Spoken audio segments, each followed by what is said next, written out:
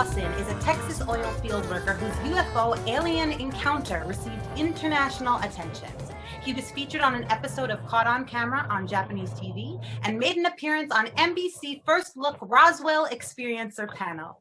He is the author of the Ronny Dawson UFO story, has been a guest on a multitude of radio shows, and his story has been featured on websites across the globe. Joining us today on the Etiquette Show is Ronny Dawson. Ronny, thank you so much for being here with us today. It's great to be here on the Etiquette Show.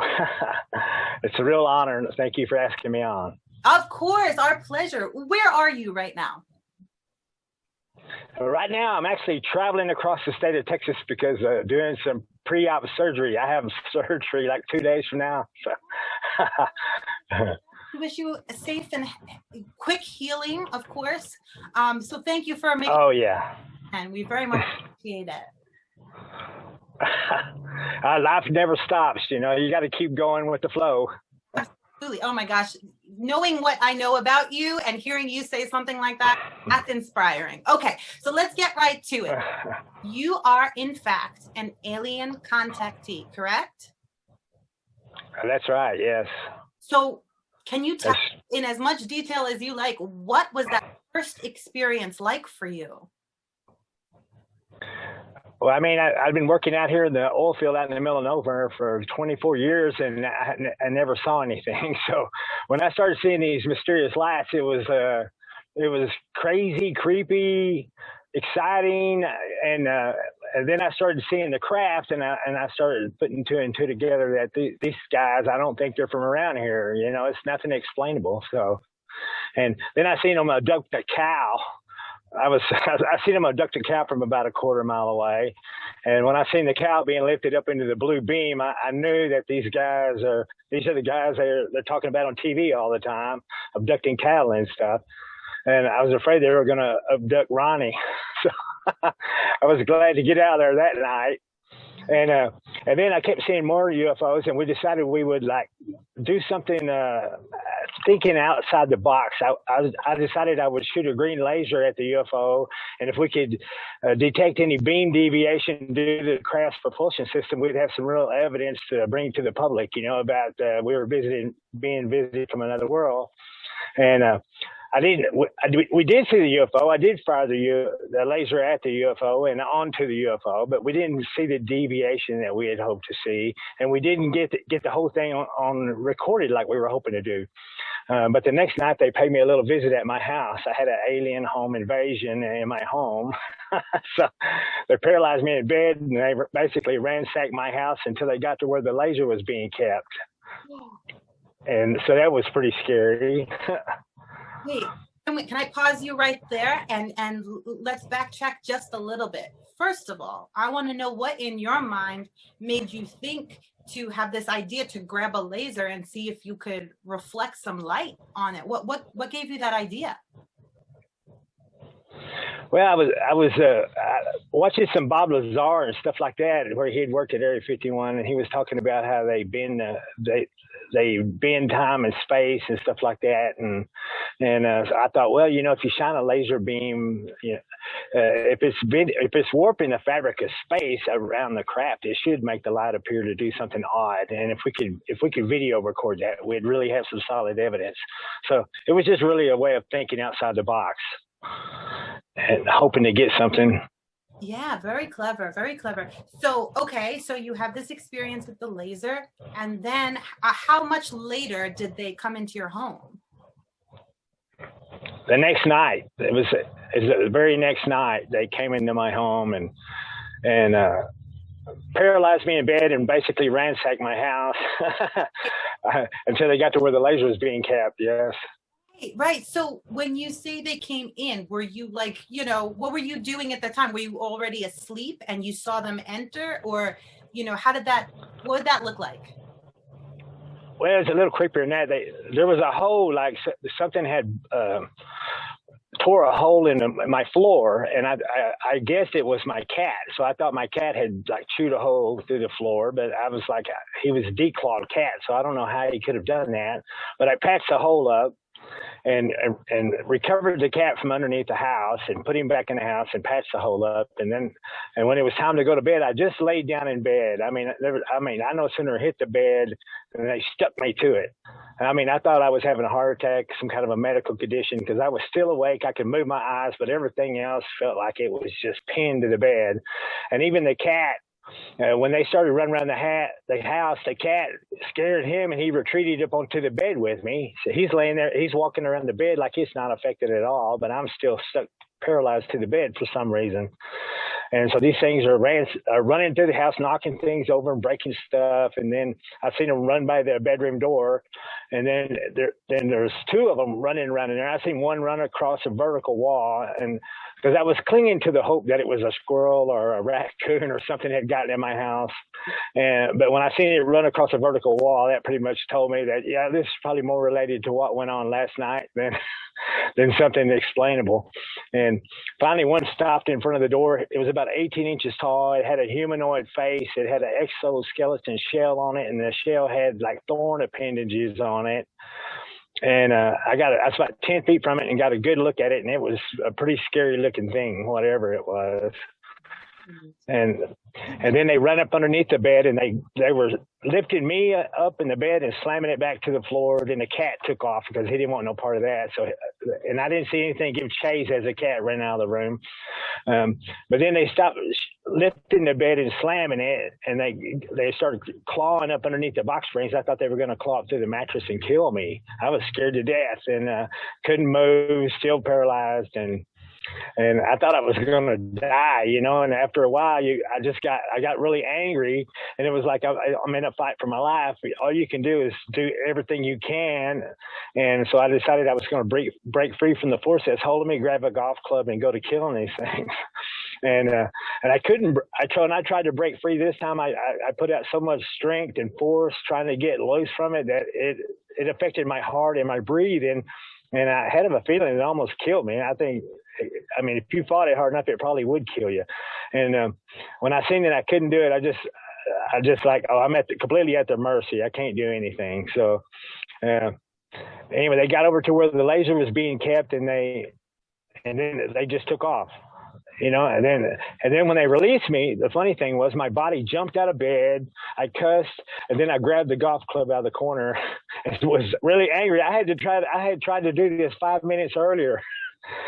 And now my body's doing it without me telling it to. So I feel like it's freaking me out because I ain't telling my body to do this. It's like I tried to do something, they block it from being processed, and when they release me, that instructions got processed, and it was like my body was like a robot acting on its own. But I got the golf club in my hand. I'm angry, and I went on an alien hunt. And they had every cabinet, every drawer, the whole house open. And there was some dishes knocked over and broken. There was a lamp knocked over on the computer desk, and even in the living room, they had pulled all the drawers on all the cabinets and stuff out in there too. So they were definitely searching for something. Right. But now they took the green laser of yours with them, right? No, I thought it would be gone for sure.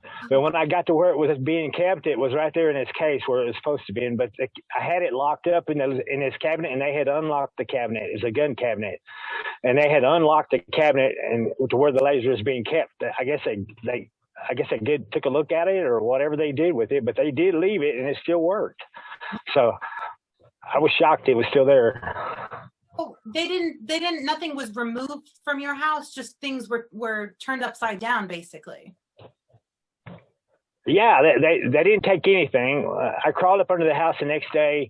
I had a pistol and I had a knife and I had a spotlight on my forehead because I was scared to death that they were nested up underneath my house, but I could never live in this house again with any kind of peace unless I go up underneath there and make sure these things ain't nested up underneath there. So I went up underneath there and I had a big sack of mothballs I had thrown up underneath there because in Texas we think they keep snakes and stuff like that out from underneath there, and all those mothballs I had put up underneath there were gone. So I don't know if they took them or if they had just gotten wet and dissolved. I don't know, but it was just kind of that's the only thing that I found that was missing in the house. The mothballs. That's funny. That's interesting, Right. right? So what do you think they wanted from you? What do you think that whole ransacking was about for you? Well, I think these little beings are they use. I think they're subservience to something else, and that I did get to meet later on. And just like the gray aliens are subservience for gathering genetic material from people here on Earth. They're viral resistant and stuff like that, so they're well suited to the job. These guys were well suited for the little recon job they did at my house, and I think they're both subservience to something else, and I got to meet these something else later on, and So how long ago? and it was one. Sorry to interrupt you. How long ago did this encounter?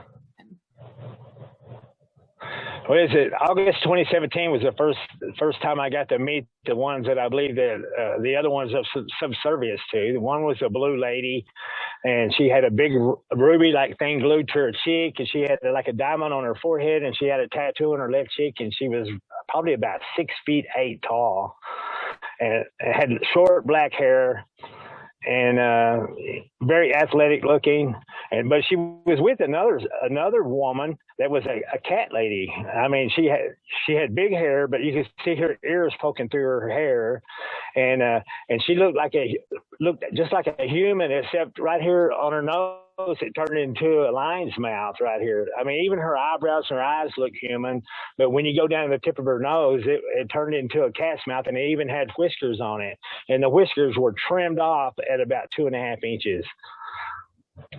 And that came out of her upper lip. It was pretty.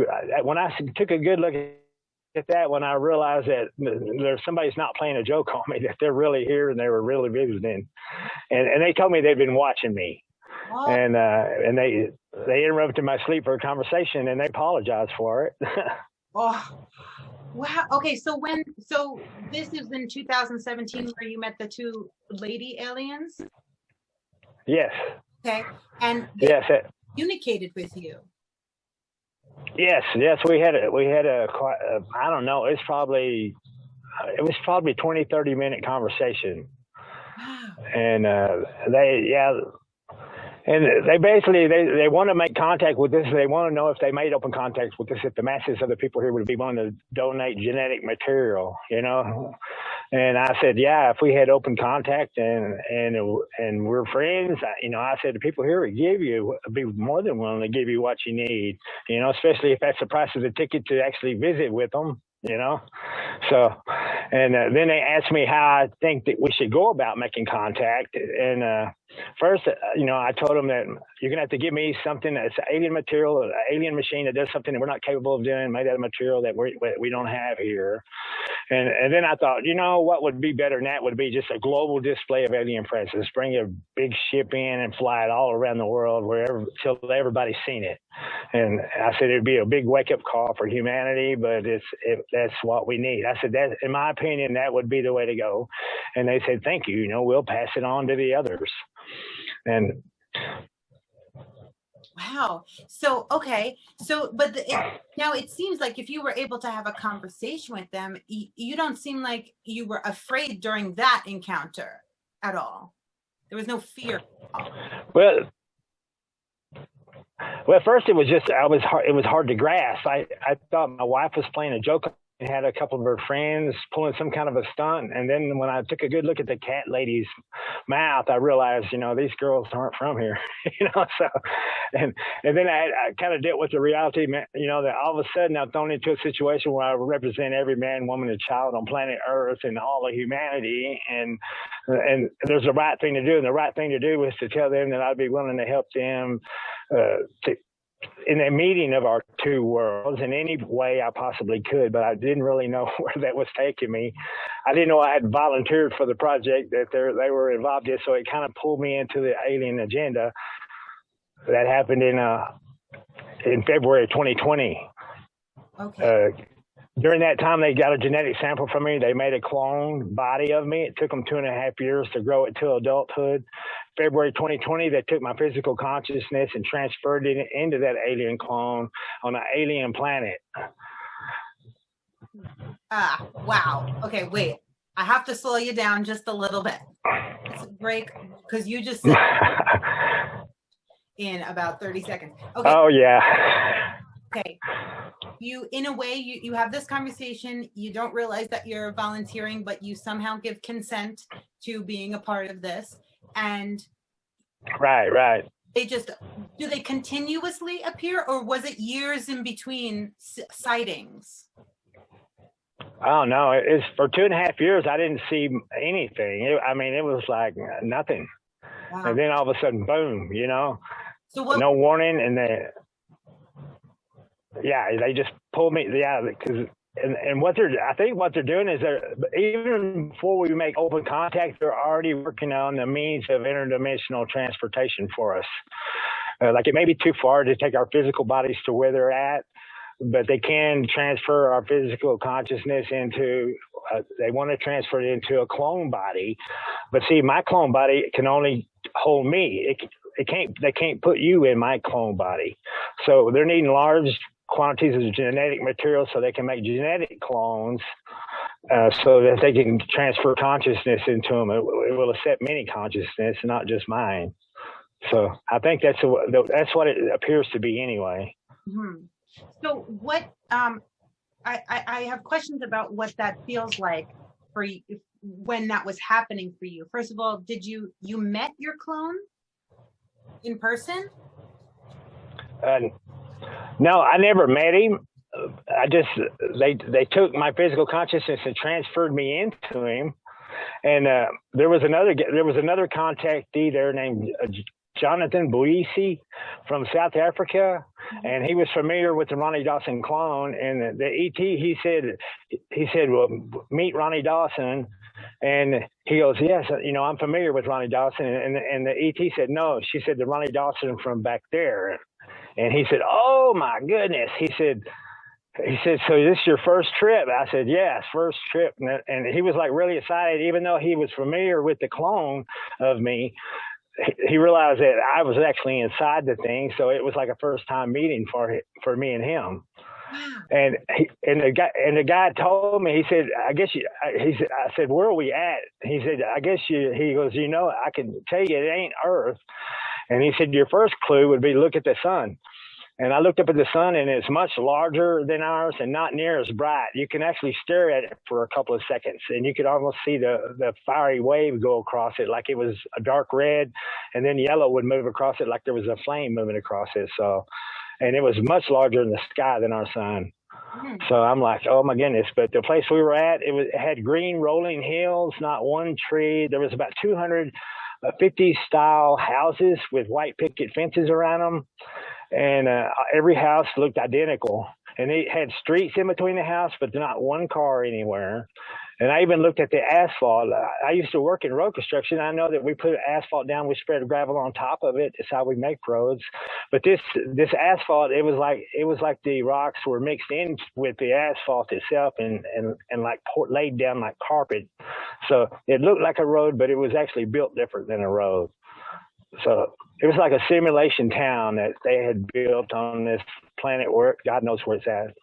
Wow, that is overwhelming. And throughout this whole experience, did you ever feel that overwhelming sensation of like, this is literally out of this world. This is, so far beyond our earthly human comprehension. Did you ever feel like this can't be happening? I must be going crazy. Well, I double check certain things. Like they would use words that aren't in my vocabulary. They use the word estrus to describe this situation this female was in up there on the alien planet. And estrus is not a word in my vocabulary. I've never used it, never heard of anyone using it. I actually had to go look it up on Google to see what it meant. So they spoke with their mouths. Even the cat lady spoke with her mouth. She had trouble making certain words because her mouth wasn't built right. But they spoke English just as, good, proper English, not I speak Texan, but these guys are speaking proper English. But I could understand what they were saying. There was a little bit of miscommunication at times, but for the most part, we could understand each other pretty well. And they're very intelligent, and and they seem to have good intentions. It's just that I think some of the guys that work for them may not be have such a kind hand at what they do, like the Greys and the little aliens that ransacked my house. So right. So do you feel like this was your experiences? Are they mostly benevolent experiences, or do you feel like there's hostility underlying or something? Well, these guys they're mostly benevolent, but they told me, they said they found us in the latter part of the 40s because our nuclear testing sent light and radiation off of one of their planets, and they thought they were going to be interdimensionally attacked, and in fact they have a defensive countermeasure set up to avert such an attack, and they warned me. They said if our nuclear testing triggers one of their defensive countermeasures, we could lose a continent. It could destroy a good part of our planet, and they said that we're going to communicate that to your government whenever we make contact, and we're not willing to take it down. We need it. We've survived because of it, and we're not willing to take it down. And if your nuclear testing accidentally triggers one, we're sorry. We'll give you a sorry in advance. But wow, well, that's kind of, nuclear testing in general is terrifying to me, but the concept of it literally backfiring in that sense, that's scary stuff. And that feels like, do you feel like what their agenda is? Well, I know they want to make open contact with us. I know they've been watching us since the latter part of the 40s, and I'm like, why wouldn't they be able to speak English? They've been here as long as I have. I've been here since '60, and I speak English. So, the thought of them speaking English, I have no problem with because they've been here longer than I have. So, and they would have to know how to speak English if they were going to observe us. But like they said, they thought we were in allegiance with a group that had attacked them, and they were very cautious and suspicious of us for many years. They researched us long enough now that they're comfortable with us, and in fact, their people of the world have seen and watched us. And in fact, some of our clothing designs have become popular on their planet. They had ritualistic clothing that they wore on occasion, but they didn't have common clothing that they wore on a day-to-day basis. And since just watching us and the way we are, some of the clothing designs have become popular on their world. They make them from the products on their world, and to mock the images of the stuff that we have on our world. So they said just watching us has already affected their world. And the women are really liking the clothes, and the men are frustrated because they have to take off their clothes before they have sex. So it's frustrated the male species, they said. So that happens on Earth too, I think. Yes. Last time you were contacted?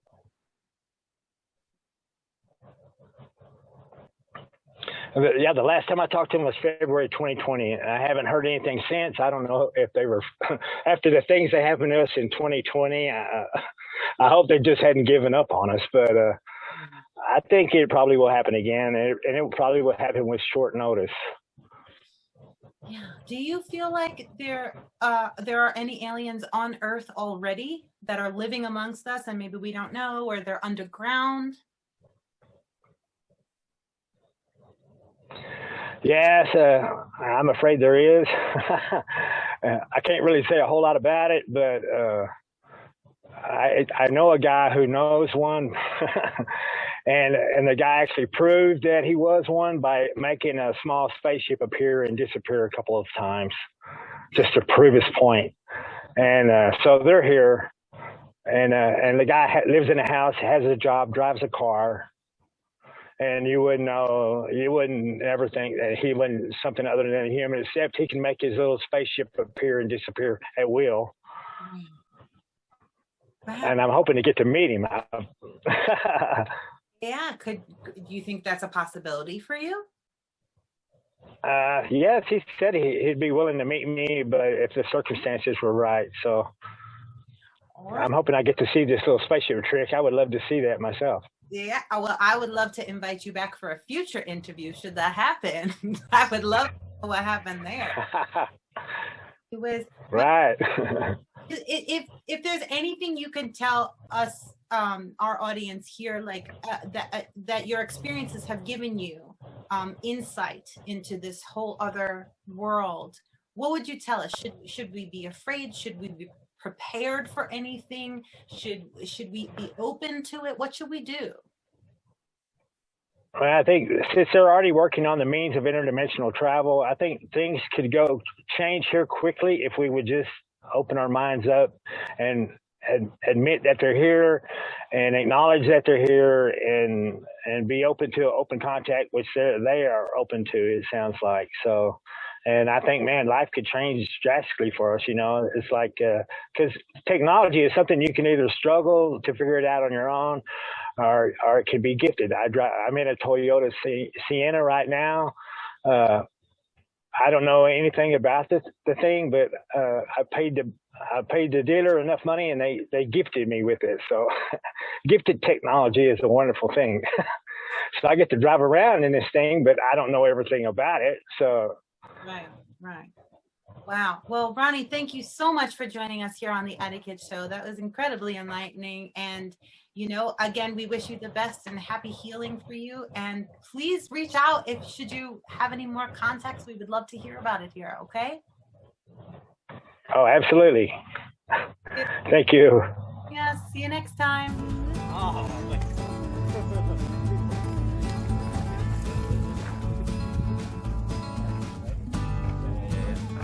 I know. This is